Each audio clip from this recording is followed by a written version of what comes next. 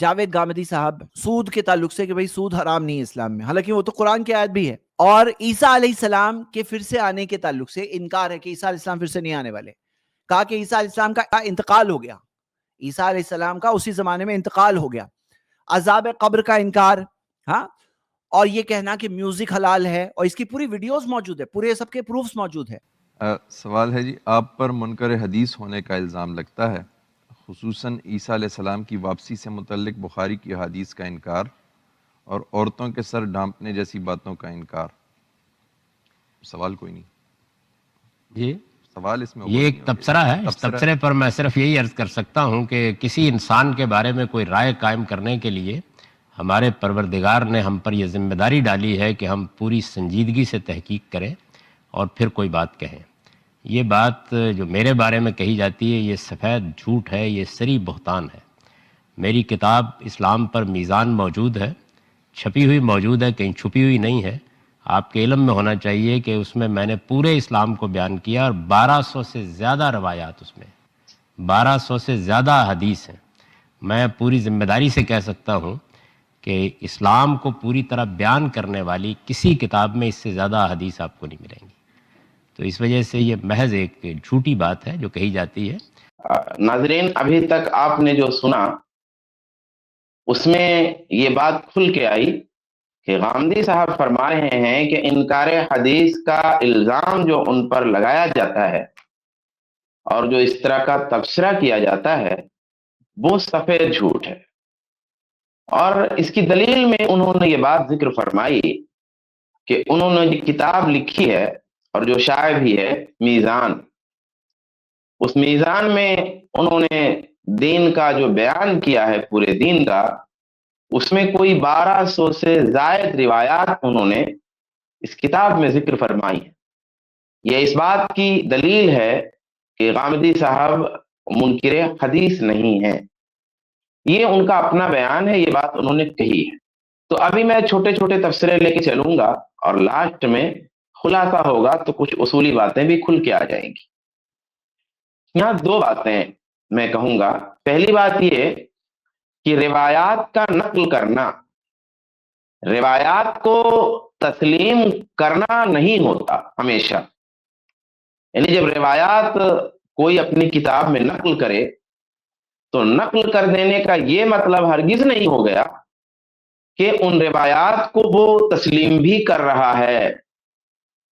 یہ ضروری بات نہیں ہے. ہو سکتا ہے کچھ کو تسلیم کر رہا ہو اور ہو سکتا ہے کچھ کو تسلیم نہ کر رہا ہو.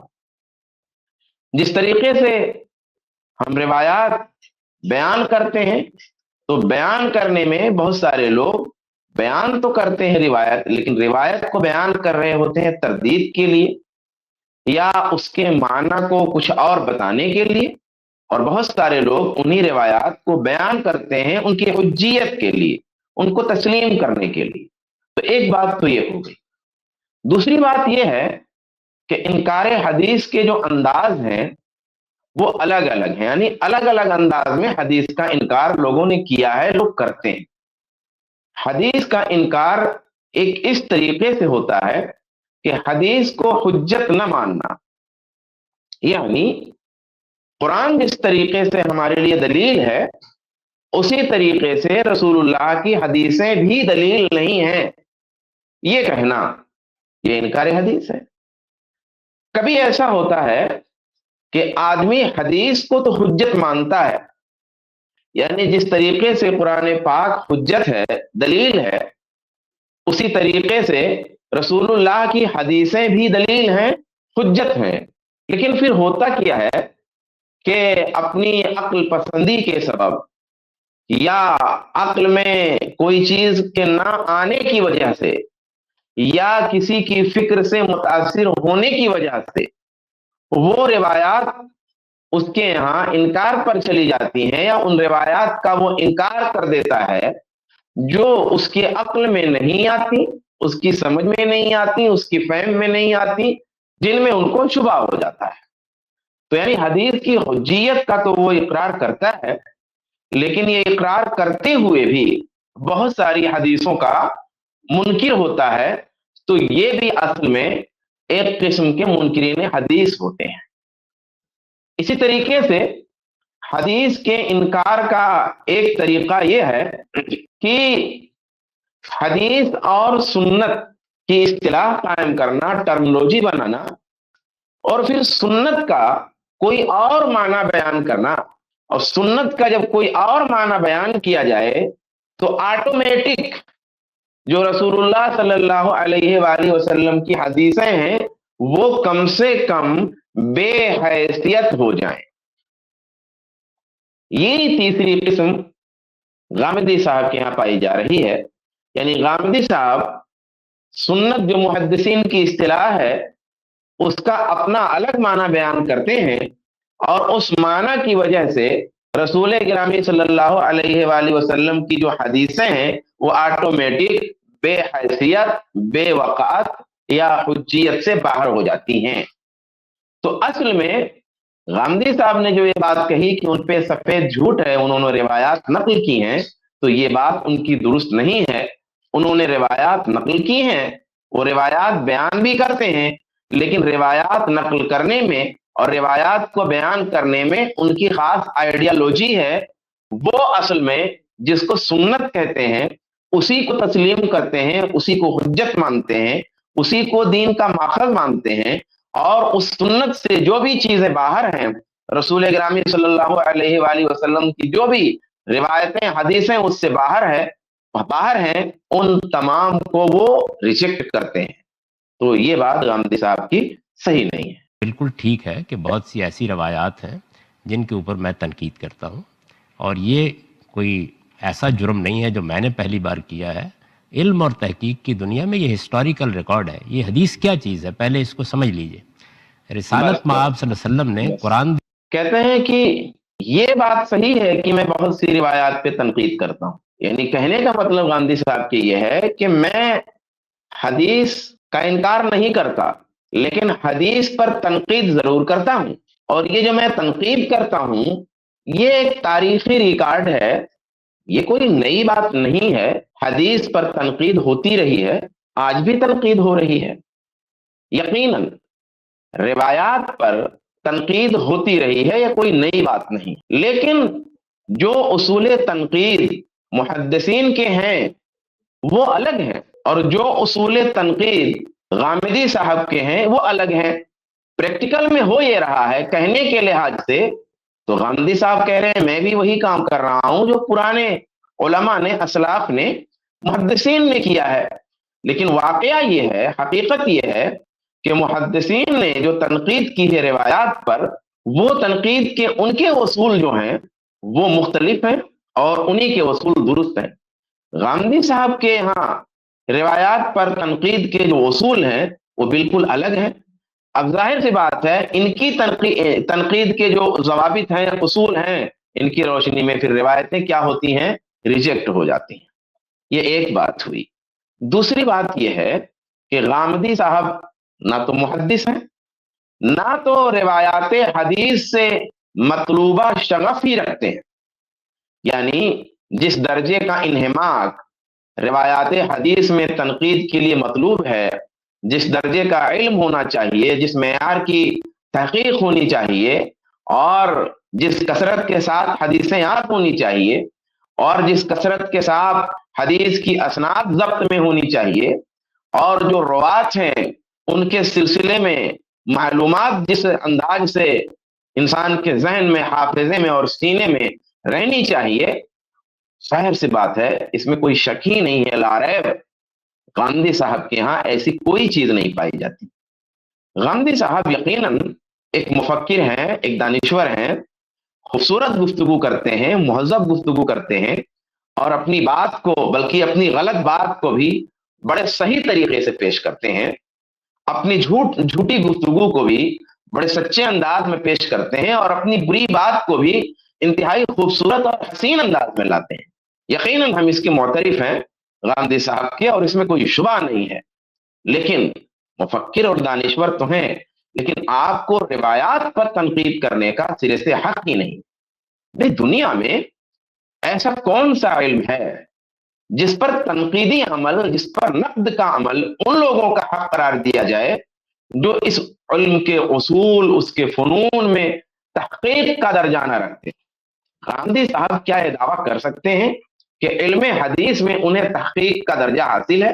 بھی آپ کو اگر تحقیق کا درجہ حاصل ہے علم حدیث میں یا علم حدیث کے کسی جز میں تو پھر آپ بے شک تنقید کیجیے.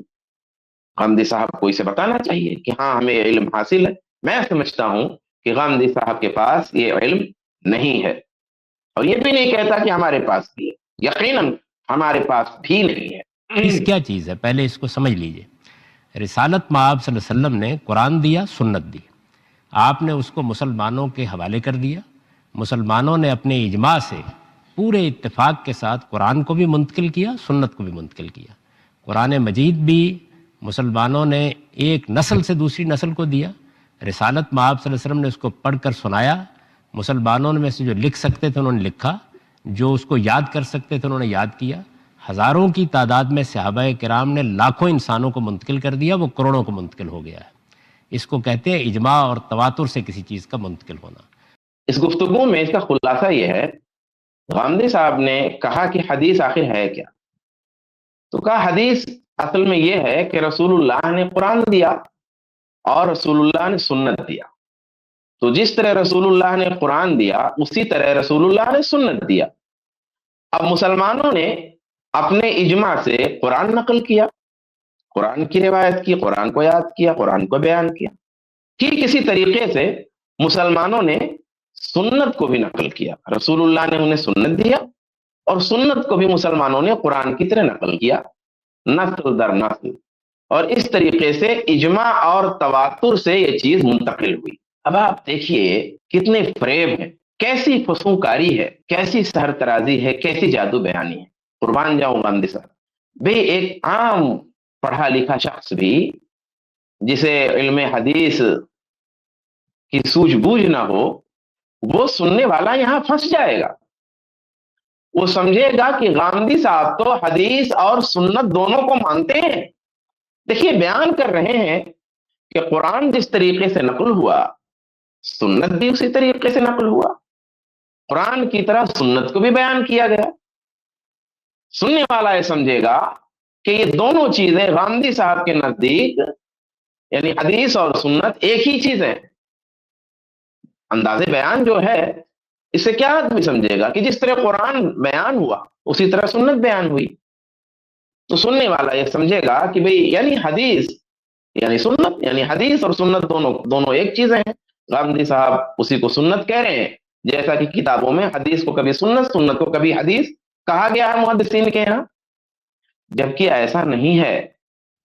غامدی صاحب جس کو سنت یہاں بول رہے ہیں اس سے سنت رسول نہیں، سنت ابراہیمی مراد ہے. اور اس سنت کی تعداد 27 ہے.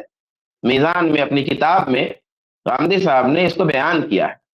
تو غامدی صاحب جسے سنت یہاں کہہ رہے ہیں وہ سنت وہ نہیں ہے جو آپ کتابوں میں پڑھتے ہیں. محدثین نے جسے بیان کیا ہے، علماء اہل حدیث کے ہاں جو چیز پائی جاتی ہے، فقہا کے ہاں جو چیز بیان ہے، محدثین کی اصطلاح، باقی فقہا کی اصطلاح تو الگ ہے، وہ نہیں ہے.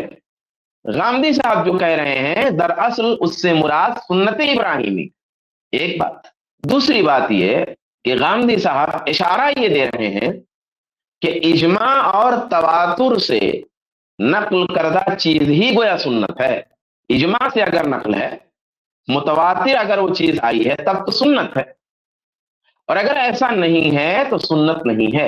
اب ظاہر ہے آپ سمجھیے اس بات کو کہ ہم کیوں منکر حدیث کو کہتے ہیں کہ جو چیز اجماع سے اور تواتر سے جو دین کی اساسیات بیان ہوئی، یعنی اجماع اور تواتر سے ایک ایک چیز نہیں بیان ہوئی ہے. چھوٹی چھوٹی دعائیں بھی اجماع اور تواتر سے نہیں بیان ہے، چھوٹے چھوٹے تمام مسائل بھی اجماع اور تواتر سے نہیں بیان ہے. دین کی جو اساسیات ہیں، دین کی جو بنیادیں ہیں، وہ بنیادیں اجماع اور تواتر سے بیان ہوئی ہیں، لیکن جو تفصیلات ہیں چھوٹی بڑی وہ تمام تفصیلات اجماع اور تواتر سے بیان نہیں ہوئی ہیں. اب غور فرمائیے گا کہ اس لحاظ سے جو بھی چیزیں ہمارے نزدیک دین ہیں غامدی صاحب کے نزدیک دین نہیں ہے، کیونکہ غامدی صاحب کے ہاں دین وہ ہے جو اجماع اور تواتر سے آیا ہو. ہمارے نزدیک یہ شرط نہیں ہے. اہل سنت کے یہاں یہ شرط نہیں ہے. تو یہ بھی ایک دھوکہ ان کا سمجھنے کی ضرورت ہے. اسی طریقے سے ایک چیز یہ بھی ہے کہ تواتر سے ان کی کیا مراد ہے. جب وہ کہتے ہیں تواتر سے چیز آئی ہو تو تواتر سے مراد ان کی روایات کا بیان ہونا نہیں ہے، ہرگز نہیں.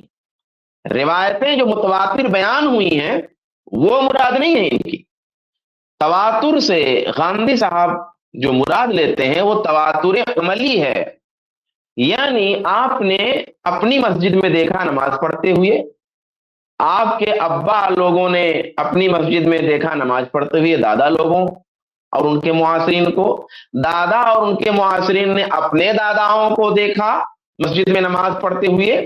اسی طرح رسول اللہ کے زمانے تک چلے جائیے تو یہ جو نماز پڑھنے کا تسلسل ہے دیکھتے ہوئے آ رہا ہے، یہ ہے تواتر عملی ان کے ہاں. یہی چیز ان کے ہاں دین میں حجت ہے، باقی کوئی چیز دین میں حجت نہیں ہے، قرآن اور یہ تواتر. تو یہ ہے مفہوم. آپ بیان جو کر رہے ہیں سننے والا تو سمجھے گا کہ واقعی بڑی سیدھی سی بات ہے. جو اس کو یاد کر سکتے تھے انہوں نے یاد کیا. ہزاروں کی تعداد میں صحابہ کرام نے لاکھوں انسانوں کو منتقل کر دیا، وہ کروڑوں کو منتقل ہو گیا ہے. اس کو کہتے ہیں اجماع اور تواتر سے کسی چیز کا منتقل ہونا.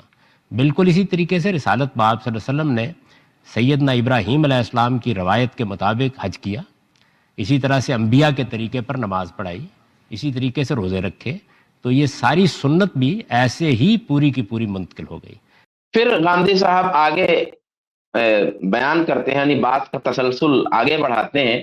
کہتے ہیں ٹھیک اسی طرح آپ صلی اللہ علیہ وسلم نے سیدنا ابراہیم کی روایت کے مطابق حج کیا. اب یہاں غور فرمائیے گا یہ ضرورت کیوں پیش آئی غامدی صاحب کو کہنے کی کہ رسول گرامی نے ابراہیم علیہ السلام کی روایت کے مطابق حج کیا.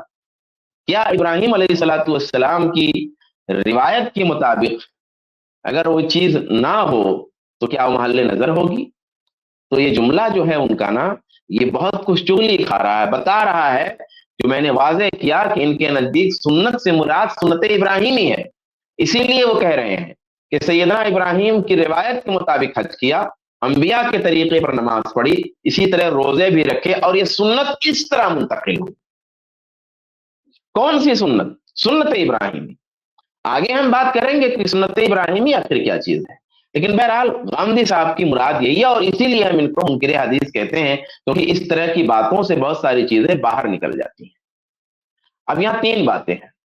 غامدی صاحب دین کے لیے سنت ابراہیمی کو بنیاد قرار دے رہے ہیں، دین کے لیے سنت ابراہیمی کو اساس قرار دے رہے ہیں.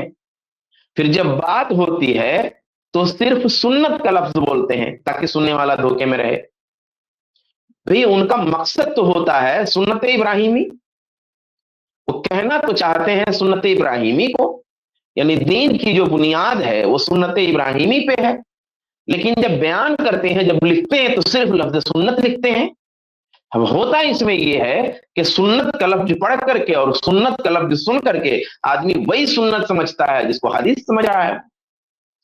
دوسرا مسئلہ یہ ہے کہ اساس قرآن اور حدیث ہے یا سنت ابراہیم، یعنی دین کی بنیاد کیا قرآن و حدیث ہے یا دین کی بنیاد سنت ابراہیمی ہے.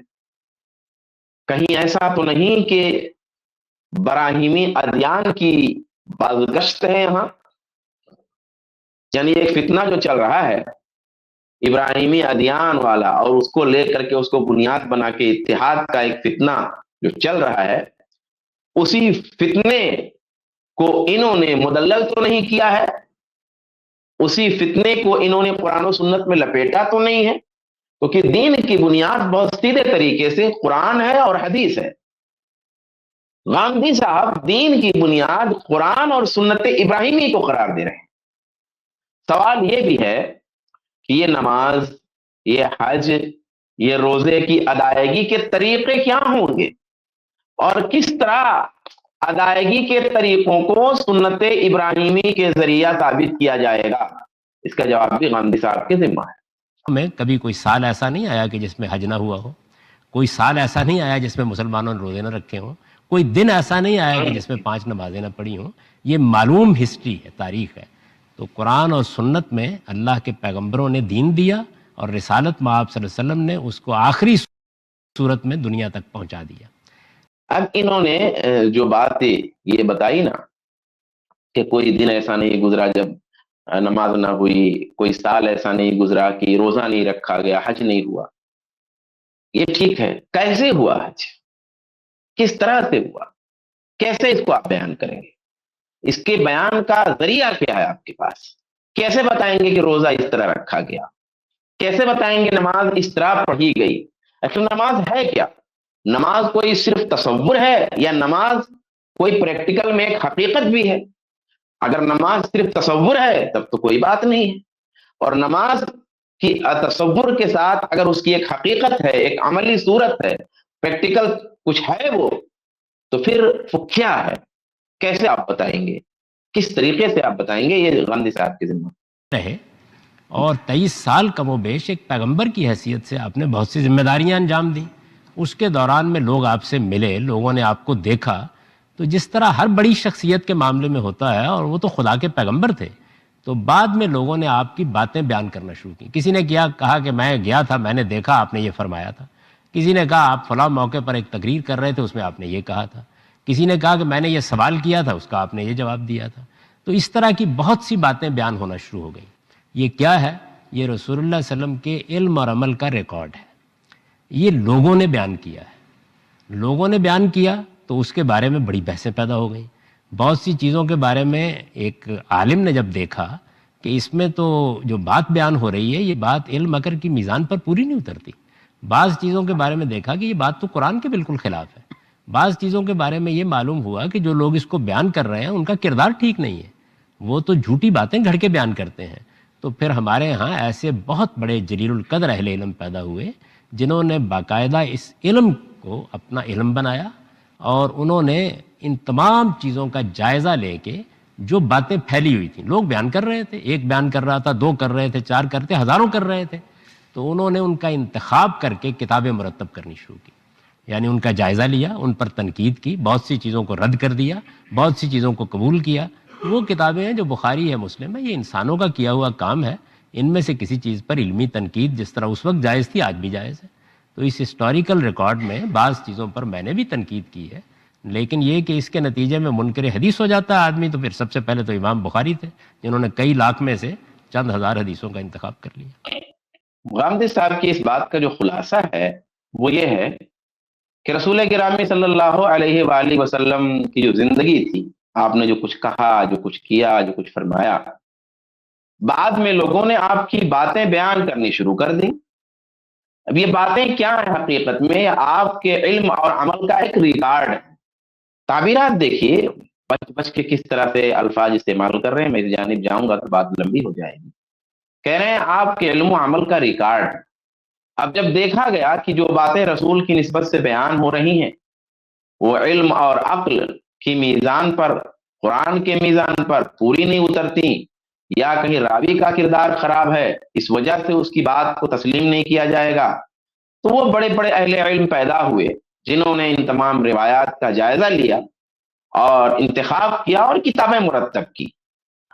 چنانچہ انہوں نے روایتوں پہ تنقید کیا، چھانٹا پرکھا، اور جس طرح کل ان روایتوں پہ تنقید ہوئی تھی آج بھی تنقید ہو سکتی ہے، ورنہ امام بخاری منکر حدیث ٹھہر جائیں گے، کیونکہ انہوں نے تو بہت ساری حدیثوں کو اپنی کتاب میں درج نہیں کیا۔ یہ غامدی صاحب کی بات کا خلاصہ ہے۔ اب یہاں چند باتیں ہیں، چند ملاحظات ہیں۔ پہلی چیز یہ ہے کہ روایات حدیث دراصل غامدی صاحب کے ہاں ایک قسم کا ریکارڈ ہے۔ مطلب کیا ہے؟ یعنی اس ریکارڈ سے ایک محدود پیمانے پر، ایک خاص انداز میں استفادہ تو ہو سکتا ہے، مگر یہ حجت نہیں ہو سکتی۔ یہ ریکارڈ ہے، ان سے کبھی کسی ضمن میں فائدہ تو اٹھایا جا سکتا ہے، دیکھا جا سکتا ہے، ان سے استناد کیا جا سکتا ہے، لیکن یہ چیزیں دلیل نہیں ہیں، یہ چیزیں دین نہیں ہو سکتی، یہ چیزیں حجت نہیں۔ ایک چیز۔ دوسری بات، تاثر غامدی صاحب نے یہ دیا کہ غامدی صاحب فقط روایات کے ناقد ہیں، جس طریقے سے روایات پر محدثین کرام نے نقد کیا، یہ سفید جھوٹ ہے۔ پہلی بات تو میں عرض کر چکا کہ محدثین نے جو روایات پہ نقد کیا اس کی صلاحیت غامدی صاحب کو نہیں ہے. روایات میں جو تحقیق والا علم ہونا چاہیے، علم جرح و تعدیل ہونا چاہیے، اسناد کا جو علم ہونا چاہیے، روایات کے متون کا جو علم ہونا چاہیے اور ان کا جس طریقے سے ضبط ہونا چاہیے اور مختلف محدثین اور علماء کے ضوابط جس طرح معلوم ہونے چاہیے، وہ غامدی صاحب نہیں جانتے. تو غامدی صاحب کو روایات پہ تنقید کا حق ہی نہیں ہے. بہرحال روایات پر جو محدثین نے نقد کیا وہ الگ ہے، غامدی صاحب جو کر رہے ہیں وہ الگ ہے. کہہ رہے ہیں میں بھی اسی طرح روایات پہ تنقید کر رہا ہوں اور اسی طرح دوسروں کو بھی روایات پہ تنقید کا حق ہے جس طریقے سے پرانے بزرگوں نے روایات پہ تنقید کی تھی. بھئی محدثین نے روایات کو ثبوت کی شرط پر حجت مانتے ہوئے جانچا اور پرکھا تھا. یعنی جب محدثین کے ہاں کوئی روایت ثابت ہو جاتی تھی سند کو دیکھنے کے بعد اور اس کے متن کو دیکھنے کے بعد، سند اور متن کا جائزہ لینے کے بعد جب کوئی روایت محدثین کے ہاں ثابت ہو جاتی تھی کہ ہاں واقعی اللہ کے رسول صلی اللہ علیہ وسلم نے اسے یہ بات فرمائی ہے اور انسانی علم اور تحقیق جہاں تک پہنچ سکتی ہے وہاں تک ہم نے کام لے لیا ہے، تو پھر اس روایت کو حجت مانتے تھے. جبکہ غامدی صاحب کے ہاں یہ بات نہیں ہے. غامدی صاحب کسی روایت کے ثابت ہونے کے باوجود اسے مستقل حجت نہیں مانتے. ان کے نزدیک دین کا ماخذ، دین کی بنیاد سنت ابراہیمی ہے جو تواتر عملی سے ثابت، یہ دین کا ماخذ ہے ان کے یہاں، یہ ان کے یہاں حجت ہے. روایات ثابت بھی ہو جائیں تو غامدی صاحب کے یہاں حجت نہیں ہے. یہ اہم مسئلہ جاننا چاہیے. جن روایات کو امام بخاری رحمۃ اللہ علیہ نے اپنی کتاب کا حصہ نہیں بنایا، اولاً تو وہ ثابت نہیں تھی، یعنی ضعیف تھیں یا موضوع تھیں، منقطع تھیں وغیرہ. دوسری روایتیں تو ثابت تھیں لیکن اصل میں امام بخاری رحمۃ اللہ علیہ نے اپنی کتاب میں روایتوں کو درج کرنے کا ایک معیار قرار دیا. یعنی ایک دوسرے مقام پہ تو امام بخاری وہ روایت درست مانتے ہیں لیکن درست ماننے کے باوجود وہ روایت بخاری میں نہیں درج کرتے، کیونکہ بخاری کا انہوں نے ایک دوسرا معیار قائم کر کے رکھا ہوا تھا کہ بھئی فلاں طرح کی روایتیں ہوں گی تو اس کتاب میں درج کروں گا. لیکن درج نہ کرنے کا یہ مطلب نہیں تھا کہ امام بخاری جو روایتیں بخاری میں نہیں تھیں ان کو ثابت نہیں مانتے تھے. تو امام بخاری کی مثال پیش کرنی بالکل غلط ہے، صحیح نہیں ہے. غامدی صاحب کا مسئلہ بالکل الٹا ہے. روایات ثابت شدہ ہوں یا ان کے ثبوت میں ضعف ہو، کمزوری ہو، غامدی صاحب ان روایات کو سرے سے حجت مانتے ہی نہیں ہیں. یہ بنیادی مسئلہ ہے غامدی صاحب کے. تو اس طریقے سے جو انہوں نے باتیں پیش کی تھیں ان کا تو مختصر میں نے جواب دے دیا. اہل علم سمجھتے ہیں کہ ان کی تمام باتوں کی تفصیلات کتنی زیادہ ہیں، لیکن ظاہر سی بات ہے وہ تفصیلات یہاں دی نہیں جا سکتی. البتہ میں نے جیسا کہ وعدہ کیا تھا کہ آخر میں تھوڑی سی گفتگو کروں گا تاکہ یہ مسئلہ ایک دم صاف ہو جائے. اس پوری گفتگو میں ناظرین جو اصل اور بنیادی چیز ہے وہ غامدی صاحب کی سنت کی اصطلاح ہے. سنت کی جو ٹرمنالوجی ان کی ہے وہ یہاں پہ اصل میں اس پورے بیان میں بنیادی بات ہے. بلکہ دین غامدی میں جو اہم چیز ہے، جو بنیادی چیز ہے، وہ یہی اصطلاح سنت ہے. ان کے یہاں سنت سے مراد سنت ابراہیمی جو امت میں تواتر عملی سے نقل ہوتا آ رہا ہے، تواتر عملی سے، اور اس کی تعداد انہوں نے اپنی کتاب میں میزان میں 27 بتائی ہے. اچھا، آپ غامدی صاحب کے انٹرویو سنتے ہوں گے، ان کے بیانات جو لوگ سنتے ہیں، جو اہل علم ہیں، انہوں نے جو ان کی کتابیں پڑھی ہیں یا ان کے بیانات سنے ہیں، انہوں نے ایک چیز نوٹ کی ہوگی کہ غامدی صاحب کہا کرتے ہیں مختلف چیزوں کے بارے میں کہ بھئی یہ دین نہیں ہے. مثلا پردہ دین نہیں ہے، عورتوں سے مصافحہ کرنا یا نہ کرنا یہ کوئی دین کا مسئلہ نہیں ہے. غامدی صاحب اس طرح کی باتیں بہت زیادہ کہتے ہیں. اس کے پیچھے ان کا یہی اصول ہوتا ہے کہ روایتوں سے، حدیثوں سے، اخبار احاد سے، نبی صلی اللہ علیہ وسلم کی حدیثوں سے دین ثابت نہیں ہوتا. دین ثابت ہوتا ہے قرآن سے اور تواتر عملی سے یا سنت ابراہیمی سے. یہ غامدی صاحب کا معاملہ ہوتا ہے, اس کو وہ تسلیم کرتے ہیں. منقول روایات کی کوئی حیثیت نہیں ہے, جو روایتیں نقل ہوتی آ رہی ہیں ان کی کوئی حیثیت نہیں ہے. عملاً جو چیزیں دیکھی جاتی رہی ہیں انہی کی حیثیت ہے. جو روایتیں نقل ہوئی ہیں وہ سند کے لحاظ سے, متن کے لحاظ سے کتنی ہی درست کیوں نہ ہو, وہ ایک تاریخی ریکارڈ ہے. میزان جو غامدی صاحب نے قائم کیا ہے قرآن اور سنت ابراہیمی, ان دونوں کی روشنی میں کسی بھی روایت کو پرکھا جائے گا. ان کی روشنی میں اگر وہ فٹ ہے روایت تو روایت کو استناثاً لیا جائے گا, اس کو ذکر کر دیا جائے گا, بیان کر دیا جائے گا, ورنہ روایت کو دیوار پر مار دیا جائے گا. غامدی صاحب کی تشریح کے مطابق ٹھیک ہے تو ٹھیک, ورنہ ان کی کوئی حیثیت. اب 7 سوالات چھوٹے چھوٹے میں غامدی صاحب سے کروں گا کہ سنت کا ایک مفہوم پہلے سے محدثین کے ہاں, فقہا کے ہاں, علماء کے ہاں موجود تھا اور ہے, اور یہ مفہوم تقریباً متواتر ہے. یعنی سنت مطلب رسول صلی اللہ علیہ وسلم کی حدیثیں, تقریباً متواتر ہے مفہوم. اب یہ مفہوم جو رائج تھا, اس مفہوم کی جگہ کوئی اور مفہوم مراد لینا اور اس ٹرمنولوجی کو باقی رکھنا, اس اصطلاح کو باقی رکھنا سراسر دجل و فریب ہے. یعنی نام تو آپ باقی رکھ رہے ہیں, نام آپ لے بھی رہے ہیں, لکھ بھی رہے ہیں, بول بھی رہے ہیں, لیکن اس کا معنی کچھ اور مراد لے رہے ہیں. غامدی صاحب کو بھی اصطلاح بنانے کا, ایجاد کرنے کا, وضع کرنے کا یقیناً حق ہے, لیکن علماء کی اصطلاح اور وہ بھی جو مشہور اور متواتر ہو اسے استعمال کرنا اور مفہوم اپنا رکھنا ان کا نہیں, یہ بے ایمانی ہے. آپ کہیں کہ عبداللہ آ گیا ہے, اب آپ کے گھر میں جسے عبداللہ سمجھا جا رہا, آپ کے مدرسے میں لوگ جس کو عبداللہ سمجھتے ہیں, آپ کی مسجد میں جس کو لوگ عبداللہ سمجھتے ہیں, آپ وہ عبداللہ نام مراد لیجئے, تو یہ تو بالکل غلط ہے, یہ تو بالکل غلط بات ہے. تو یہ ایک بات تو یہ ہے ان کے حضور میں. دوسری بات یہ ہے کہ غامدی صاحب کو اصل دین قرآن و سنت کہنے کے بجائے اصل دین قرآن اور سنت ابراہیمی کو کہنا چاہیے. یعنی غامدی صاحب کیا کہتے ہیں کہ بھئی دین قرآن و سنت کا نام ہے, تو وہ بات تو ہم بھی کہتے ہیں, دین قرآن و سنت کا نام ہے, لیکن غامدی صاحب جب سنت کہتے ہیں تو مراد ان کی کچھ اور ہوتی ہے. اس لیے غامدی صاحب کو کہنا چاہیے کہ دین قرآن اور سنت ابراہیمی کا نام ہے, یہ کہنا چاہیے. تو ایسا وہ کہتے نہیں ہیں, اور وہ بھی سنت ابراہیمی ان کے یہاں 27 چیزیں ہیں بس. تیسری چیز یہ ہے کہ غامدی صاحب جن 27 چیزوں کو سنت ابراہیمی کہتے ہیں اور ان کو تواتر عملی سے ثابت مانتے ہیں, میرا مطالبہ یہ ہے کہ ان چیزوں کو حضرت ابراہیم علیہ السلام تک, آج کے زمانے سے حضرت ابراہیم علیہ السلام تک تواتر عملی سے ثابت کر کے دکھا دیں.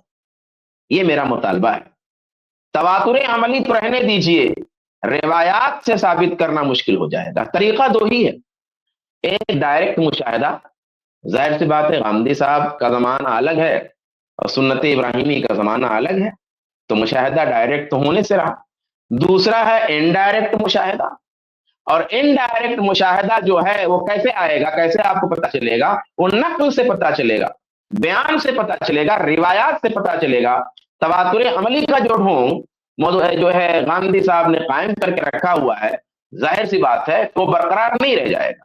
تو غامدی صاحب سے مطالبہ ہے میرا کہ وہ تواتر عملی سے اپنے زمانے سے لے کر کے کسی ایک عمل کو, کسی ایک بھی عمل کو ابراہیم علیہ السلام کے زمانے تک سنت ابراہیمی کے طور پہ ثابت کر دیں. چوتھی بات, سنت ابراہیمی میں بھی غامدی صاحب کا نظریہ کمزور ہے.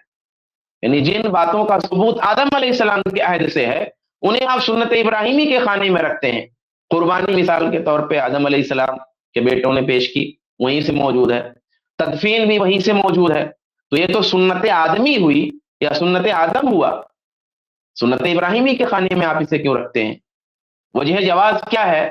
یہ بھی میرا سوال ہے غامدی صاحب سے. پانچویں بات کہ تواتر عملی یعنی نسلاً بعد نسلن کسی چیز کا منتقل ہونا اور ہوتے رہنا اور اس سے دین اخذ کرنا, یہ نظریہ تو رسول کی حیثیت کو بھی چیلنج کر رہا ہے.